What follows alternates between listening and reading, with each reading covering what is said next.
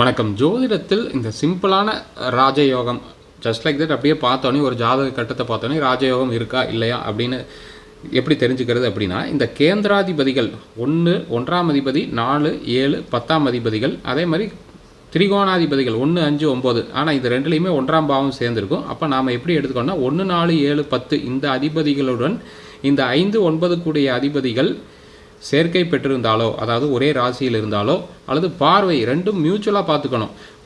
ஒரு கிரகம் மட்டும் பார்த்தா பத்தாது, 2 கிரகங்களும் 7க்கு 7 பார்ப்பது, இல்லை ஸ்பெஷல் ஆஸ்பெக்டில் பார்ப்பது, அல்லது பரிவர்த்தனை ஒருவர் வீட்டில் ஒருவர் மாறி அமர்ந்திருந்தாலோ ராஜயோக ஜாதகம்.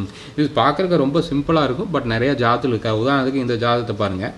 லக்னாதிபதி சனி, 4 குடையவன் சுக்கரன், கும்பலக்னத்துக்கு 9 குடையவனும் சுக்கரன், 7 குடையன் சூரியன், 10 குடையன் செவ்வாய். இதெல்லாம் கேந்திராதிபதிகள். திரிகோணாதிபதிகள் பார்த்திங்கன்னா புதனும் சுக்கரனும் எங்கேயுமே இன்ட்ராக்ஷனே இருக்காது. சனி சுக்கரன் சேர்க்கையாக இருக்கா, இல்லை சூரியன் சுக்கரன் சேர்க்கையாக இருக்கா பாருங்கள். 2, 12, சனி சுக்கரன் 1, 9 இருக்குது. அப்போ சேர்க்கை பார்வை பரிவர்த்தனையும் கூட இல்லை, அப்போது ராஜயோகம் இல்லை.